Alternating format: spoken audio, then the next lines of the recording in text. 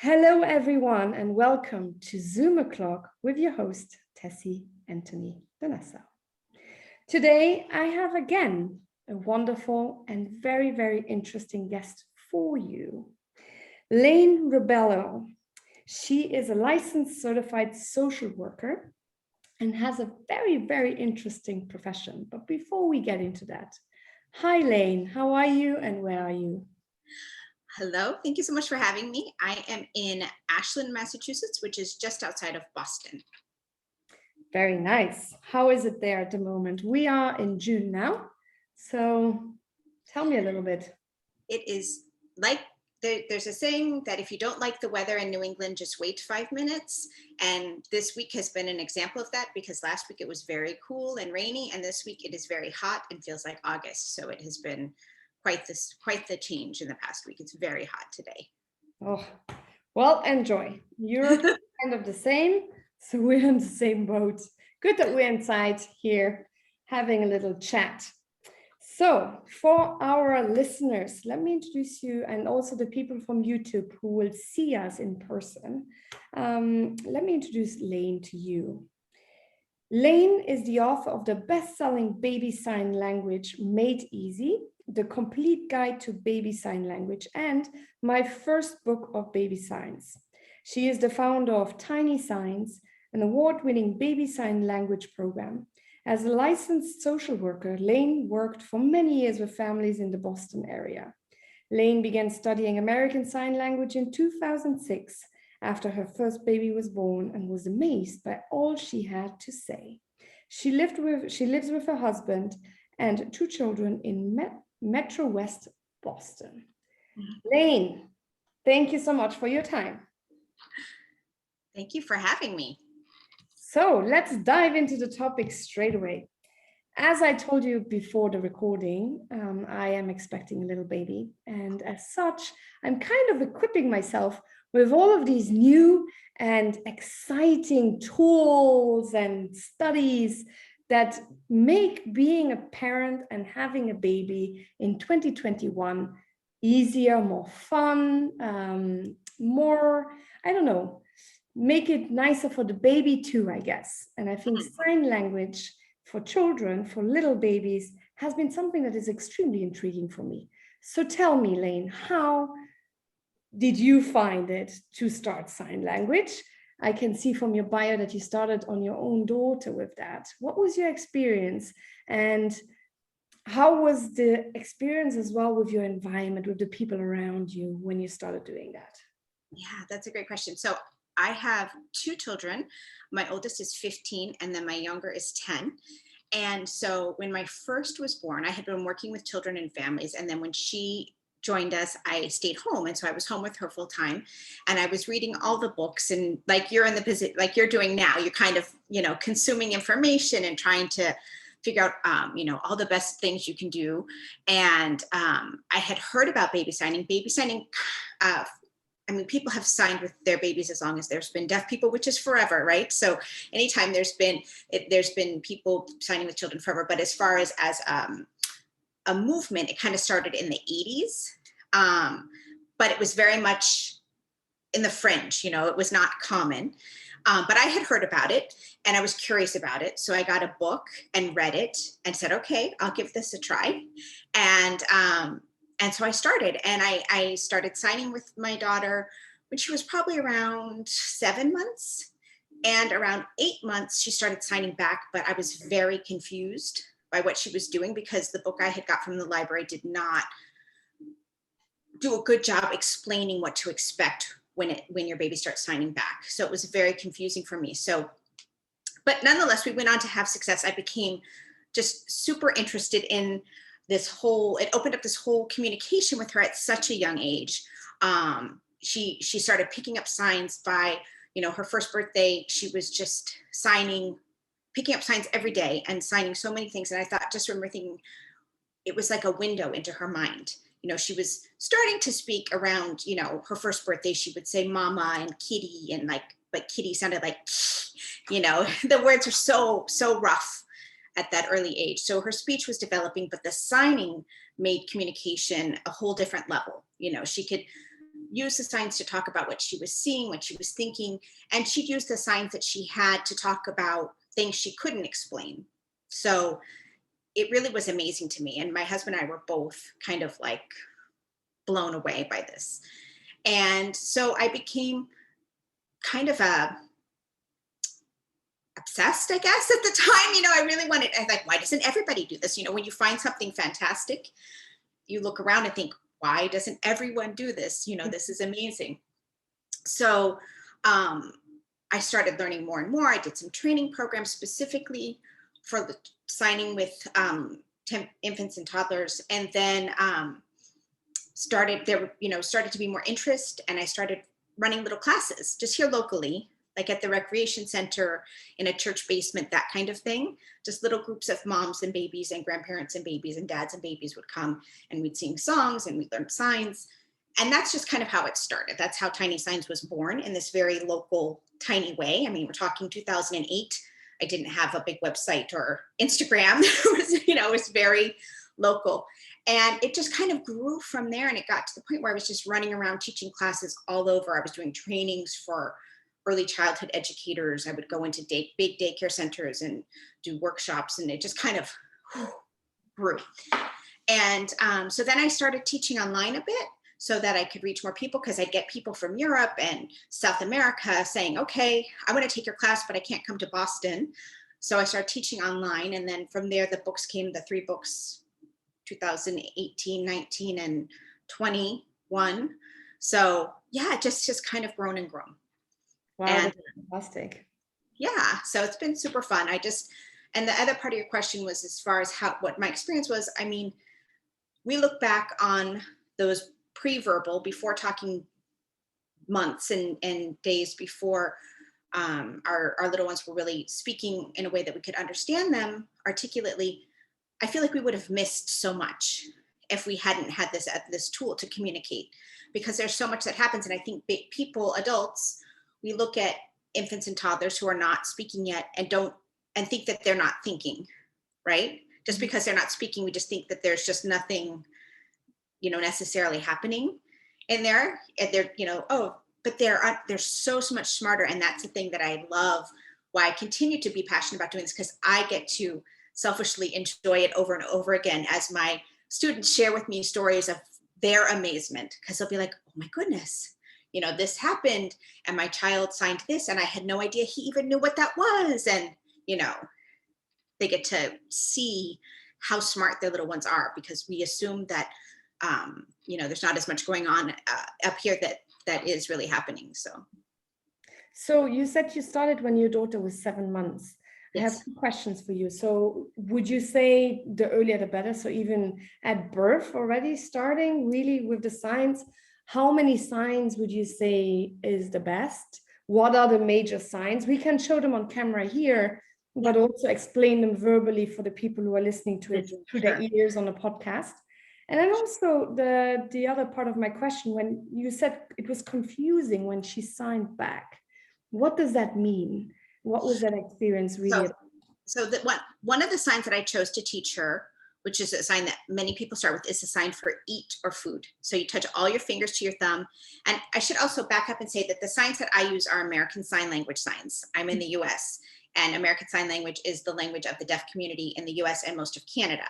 Mm-hmm. That being said, there's British Sign Language, there's French Sign Language, there's Aslan. So, depending on where you're listening, I recommend that folks look into the language of the deaf community where you live and try to find a dictionary and learn that, because what I find is that many people who become interested in this when they're like myself as a baby for baby sign language, then just become fascinated and then go on to learn about deaf history and culture where they live and the language of that community, which I think is so valuable and I highly recommend. And but that being said, some people live in places where there's just not a lot of resources. So some people choose to use American Sign Language strictly for this kind of communication, just because there are a lot of resources out there. Mm-hmm. So that being said, back to the sign. So I just wanted to clarify, because this is the sign in ASL, but it might not be the sign for eat where you are. So, so some people, it's funny, many people think that there's one sign language, like it's just a universal.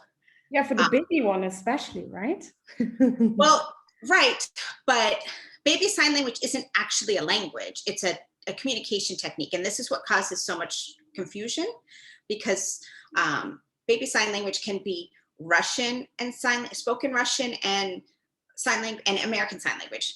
Baby sign language can be French and English and American Sign Language. It can be spoken French and French Sign Language. So it's a combination of speech and sign language of any combination. So it's really a technique more than a language, if that makes sense. Mm-hmm. So the sign for eat in ASL, you touch all your fingers to your thumb and tap them at your mouth. That's a sign for eat and food in ASL.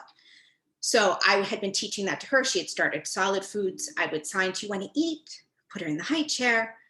And so about, I'm not sure, within a few days, maybe a week, she started doing this. And tapping an open hand, tapping her ear, which I thought was strange. And the book I had read didn't say anything about this. And she seemed fine. I remember saying to my husband, do you think she has an ear infection? She keeps, how when babies have an ear infection, sometimes they pull or touch their ear. Mm-hmm. I thought she has no fever. She seems happy, but she keeps touching her ear. And then but it didn't make sense I didn't pick up on it. And so then one day I said, do you want to eat? And she started doing it. I thought, oh my goodness, she's been saying eat to me, but it just doesn't look the way I expected it to. I expected her to do what I was doing. Mm-hmm. And if you think about it, that makes no sense because she was 8 months old. And just like your sons, when they first started speaking, they didn't start speaking fluently, flawless, language. We call it approximations. Babies say words close to what the word is. So, like I said, one of my daughter's first spoken words was kitty or cat, but it came out, that's the sound she made. That was kitty. And that, right? I'm sure your children had early words that, sounded something like what you meant, but you know what they meant. And It was an approximation of the word. It's the same with signs. So the early signs, your baby might touch their hand to their mouth, but they're probably not going to get the hand shape completely perfect. It's going to be like an early version. Oh, very good. So that's why I have 3 books. And the third one is more of a picture book for parents and children to read together. But the first 2 are, more instructional for parents and caregivers. And each sign talks about what to look for, what your baby's version might look like, because there are some common, babies tend to do them in similar ways. So for the sign for more, which many people have seen, you touch your hands to your thumbs, again, in American Sign Language, and tap them twice in front of you. Many babies do that. It looks like a clap. Babies might bang their fists together. They might touch their pointer to their open palm. They might just grab their hands together. So there's kind of when I've been doing this for over a decade, I can see a video of a baby and be like, they're signing water. I've had instances where like a mom is sitting in a class with me, facing me, we're sitting on the floor, baby is propped on her lap. And the mom's talking to me. She's like, I've been trying to get her to sign water and she just won't. And as soon as the mom says water, the baby goes like this. And the mom's not realizing that just touching that pointer finger to the chin is their version of the sign for water, which is done with 3 fingers at the chin. So you really have to train your eye so you know what you're looking for so you don't miss it. Because a lot of times people think baby sign language isn't working, but they're just missing it because it doesn't look like you might expect. Very, very interesting. Wow, that is a really good thing to look out for, especially also for us who are going to be very new into this. And make sure as well, just for the people listening in and also looking at this video, that we share links to your books and that I get the parent book as well. You have already on your website, which I think is really interesting, the quick start guide to sign language. Decide when to start. So all of these questions, how many signs should I start? Actually, questions that I asked you, a lot of people tell me it's milk, more water,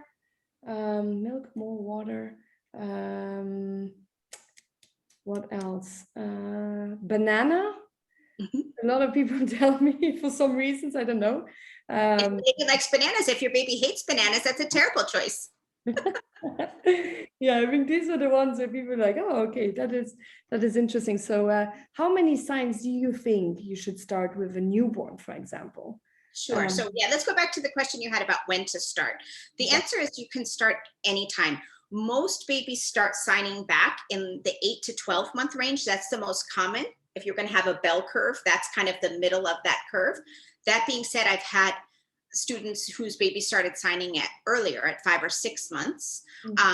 That's more rare. It's more common in that 8 to 12 month range. So as far as when to start, I mean, there's no harm in beginning. You start speaking to your baby when they're born. You can start signing with them from day one. However, with those first few months, first of all, you're exhausted and there's so many things that you're dealing with. I think, that fourth trimester, the first 3 months after, it's like, take a break, focus on getting yourself right side up. And if you're, super enthusiastic and you want to start signing, then go ahead, but don't feel pressure to do so. I mean, it's really such a crazy time. And you can start whenever, but the reality is that a lot of people who start really early, say when their baby's 3 months or 4 months or 5 months, they get discouraged. They just say, this is not going to work. This is taking forever. And that breaks my heart, because if you stick with it, it will 100% work. There's no reason that it won't. So the only reason that I would say that, it's okay to wait to 6 months plus is that you're less likely to get discouraged and quit, So it just depends on your personality, really. If you're a very patient person and you know that you're not going to be discouraged and give up, and you're eager to start, then by all means start. Babies will just soak it up. The other thing too is that your baby's vision is really developing in those early months, so they can't really see across the room. So if you are signing in those early months, you really need to do it pretty close, because baby's vision is still developing. So you really need to kind of be close for that. So yeah, so that's the when to start is, when you want, but just keep in mind that you're going to have to be patient if your baby is really little. As far as how many signs to start with, I usually tell people who really like, just tell me what to do. Some people just want to say, tell me what to do. 4 is a great number to start with. That being said, if you want to start with 10, that's okay too. The only thing to keep in mind is, as we talked about, when baby's early signs are sometimes hard to understand. So if your baby starts doing this and you've been showing them 20 signs, it might be hard to kind of narrow down what this one is. Do you know what I mean? So the hand waving you're showing, yeah, exactly. Right. Yeah. The hand waving, right. So, that could, if you've taught your baby 20 signs and you've taught them the sign for all done, which is twisting the hands away, all these are in the dictionary so if people are listening to the podcast, if you go to the website, there'll be a link. There's a dictionary that shows all these signs in American Sign Language. If you've taught your baby the sign for all done, and you've taught your baby the sign for music, and you've taught your baby the sign for ball, and your baby starts doing this, it can be a little hard to figure out, like, okay, which one is that? So by keeping the list a little bit small at the beginning, it makes it easier when they do start signing to know which one it is. But it's just something to think about. But you can really start with what works for you. As far as which signs to start with, there are some ones that people consider. You said people have told you, do milk, water, more, whatever. And there are some kind of core ones that are in that quick start guide that you downloaded. But something I think that I do differently is I put those in kind of the useful signs bucket. Those are kind of the signs that we as parents find useful. We hope that our babies will tell us when they're hungry, when they want milk. We want those things. But babies have their own priorities and their own interests. And so I also really encourage people to pick a few playful signs, which are the type of signs that are based on your baby's interests. So if your baby loves bananas, lives for bananas, that's a great choice of a sign. If your baby hates bananas, it's a terrible choice of a sign. Your baby's not going to sign banana to you. Why would they want to talk to you about bananas if they hate them? So you really have to look at your baby as an individual, right? You have 2 children already. They don't love the same things, right? Yeah. They have different preferences. Exactly. So part of teaching this is really observing and dialing in on your unique baby and seeing what makes them tick and picking signs based on their interests. If you have a baby one of my students, little one would crawl over to the glass door in the back of the house. They had a bird feeder and would watch the birds come in every morning. That was part of that baby's routine. They loved watching the birds at the bird feeder. Their first sign was the sign for a bird. Yeah, yes. That might not be the first sign for everybody, but for that special little one, that was their interest. So part of it is looking at your unique baby and discovering what their interests are and picking signs based on that so they can talk to you about what they love. Very interesting. That is a really good advice for sure. We are, well, here in my household, my partner is extremely excited. He is really, well, I am excited. I think it's a really good thing. Also psychologically, I think it's very, very good for the baby, which we will get into in a minute. But as seeing him being so excited, like he has read already a book about it. I printed the starter guide and I haven't even read it yet. It was lying there because I was doing something else, and he already said, okay, yeah, I read the starter guide. And he was signing to me all of these different signs. And he was like, milk is quite funny. And I was like, yeah, milk is a very funny one. And he showed it to his friends and everything. So he is extremely excited, which makes me kind of happy to be able to share that, right? What is your experience with the parents? Is it more moms, more dads, both? You know, how has it been received so far? I would say that the majority of parents that are coming looking for information is generally moms. I have had a few very enthusiastic dads, but the majority, I would say, overwhelming majority are moms. And often they'll even say that their husband's not really sure about it. They're worried that it will affect their speech development or that it will be just unnecessary. And it doesn't hinder any on that, right? Because I have heard that before as well, that people would say, well, will the baby be able to speak properly? Yes, of course. Well, here's the important thing to remember. When you're using baby sign language with a baby that is hearing, right? A baby that hears, each time you do the sign, you're going to say the word, right? So if you sign milk and open and close your hand and say milk, their speech development is going to be just fine. The only way it would negatively impact their speech development is if you didn't speak when you said it, but that's not what we do. We speak and sign simultaneously. It's bimodal communication, right? We're doing two things at once. So saying that it will hinder your baby's speech is like, even babies who don't do baby sign language gesture, right? You've ever seen a baby who doesn't speak yet wave bye-bye? Yeah. That's baby signing. They're gesturing, right? Just they've seen their parents and their grandparents and everybody around them say bye-bye, bye-bye, and then they start doing it. So somebody says bye-bye and they wave, right? Yeah. That doesn't, and then when they're able to, they say bye-bye. It does not negatively impact their speech. It's just part of the process. It's almost like saying, if your baby crawls, they're never going to walk. It doesn't make sense. So, and the research supports that that's not true. Research has shown that not only does it support language development. In fact, many speech therapists, if a baby does have a speech delay, recommend using sign language as they're working through therapy to get their speech along, because there's so much frustration that comes from not being able to communicate. When you have a toddler or preschool age child who is speech delayed, most speech therapists say start using sign language if you haven't already, because your child is so frustrated.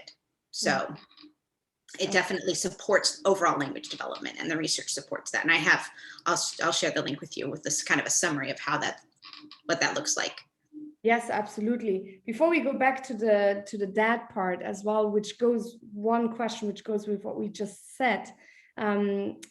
Is there research that shows that actually sign language with also oral language actually brings some incredible benefits to children, where they have followed children over the last decade who have had sign language with normal language and education from their parents versus the ones who didn't? How that affected their schooling? Is there any research on that we can look at? Yeah, there is some research. The most kind of longitudinal study that was done over a longer period of time from infant to school age was done quite some time ago. There's been more research lately that's more covers shorter periods of time. It would be great if there was another more current long-term study of how it affects speech over time. But the research that was done in the 80s and 90s that kind of looks at children from birth through elementary ages shows that the children who signed and gestured versus those who didn't had, advanced language skills, higher IQ by 12 points, bigger vocabularies, strong early literacy skills, all those sorts of things. There's also research by a woman named Marilyn Daniels, who really looked specifically at a kindergarten and I believe first grade classrooms, and looked at how signing in the classroom impacted language development, literacy, but also the social and emotional development and tone of the classroom, which was really interesting. So there's people have definitely looked at this. I wish there was more, but it's all been positive. I've never read anything that there was any negative impact. Very interesting. No, I'm definitely extremely looking forward to start this with my partner. And as we said before, then you said it's more mothers who come, and then dads, they're a little bit more skeptical. And what happens then? Well, often when I see happen, and this also happens with grandparents too, sometimes husbands, partners, grandparents are skeptical and they think, oh, this might have a negative effect, or this might not work, or this is a waste of time. And they're not super supportive. And then the mom is often kind of just on her own, like a, soldier by themselves on this. And then once the baby does start signing back, everybody gets on board because they're like, oh my gosh, look at this. And then everybody gets excited and kind of jumps on board when mom's done all the hard work to get it going. And then everybody jumps on the bandwagon to say, this is great, I love this. So, but the wonderful thing is that some of those folks who were resistant at first and then kind of convert when they see it working with their child or their grandchild, then become the biggest advocates. I have some grandparents who are like the biggest fans of this because they're just blown away by what their grandchildren can do. They remember what their children were like at that age, at 18 months, 2 years old, and they look at their grandchildren and they're just amazed. And so they become these huge, fans of this and tell all their other friends that are grandparents to do it. So I think it's wonderful. That's really nice. Well, I will see, we'll see how the grandparents going to react to that, because I spoke to my parents about it, and my mom, they had twice twins, and my sister, and they're all very skeptical. Here in Europe, people are still very skeptical about it, when people say, really, my twin brother had a baby, he's 8 months old, and we talked about it, and he as well was like, oh really, okay, so I think it would be a really good thing to introduce more of that here, and people can get in touch with you anyways, right? Yeah. I feel like in the UK, it seems to be pretty popular. So maybe it's the rest of Europe that needs to catch up a little bit, because I feel like the UK, it has definitely grown in popularity. I've seen there's some folks teaching British Sign Language in this manner that are seeing, the enthusiasm is definitely there. I don't know about the rest of Europe, but that it spreads. Anything that's fun and positive takes a little time to get traction. I mean, I just look from the time when I started doing this, when mine was a baby, compared to how things are now. Now it's just common here. I mean, every daycare center in the infant room uses at least a few basic signs with the babies and the toddlers. I mean, it's just almost like just common, whereas 15 years ago, unheard of. So. No, for sure. And I do agree with that. For Luxembourg, for example, I have an assistant teaching degree, and among the other degrees that I have, and for babies specifically, for preschoolers, and we have not learned any of that. So I really do hope that podcasts such as these and other information really sparks the thirst for something new, because I think it could really change how children are being perceived, but also for their mental health, and to ease frustrations. I think that could be a really, really good tool, definitely. We all want to be understood, right? We all want to be understood and share our thoughts and feelings. So, I mean, it doesn't, that desire and that need doesn't begin when you're 3, that need and desire to connect, to communicate. is there from the beginning. So For sure. No, I will definitely, and make sure I put all of the resources below. Any other resource you have that we didn't have time to speak about, please send it to me. I will make sure it's under the podcast videos, the recordings, and also the YouTube video for everyone to explore. Please do get in touch with Lane if you are an expectant parent, a grandparent, or even an educator, work in the Ministry of Education, wherever you're from, whatever you do. I think baby sign language definitely enhances the quality of life of the child in such an incredibly important way.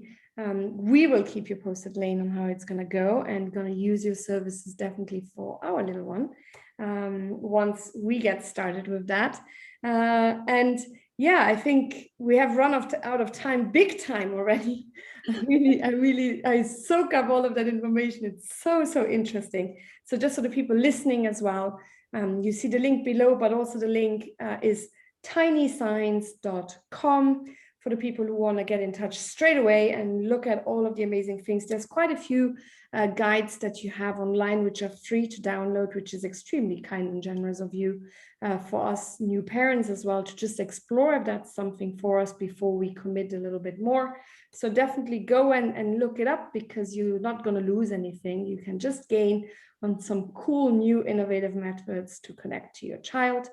And yeah, dear Lane, thank you so much for your time. This was fantastic. We speak offline a little bit more. And yeah, thank you so much. thank you. It was such a nice pleasure. So for everyone else listening, and also for the people looking at YouTube, please do subscribe, comment, rate, and share this podcast and recording, because only like that will we be able to share the love. The podcast has been rated globally among the top 10 in self-development and education. You can also become a patron of the podcast now, which will help me to make it more professional and allocate more time towards it.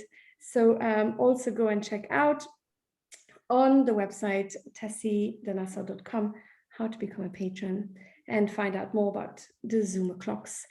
And until we meet again, dear Lane, thank you so much for your time. And for everyone else, I hope you enjoyed this episode as much as I did. Thank you.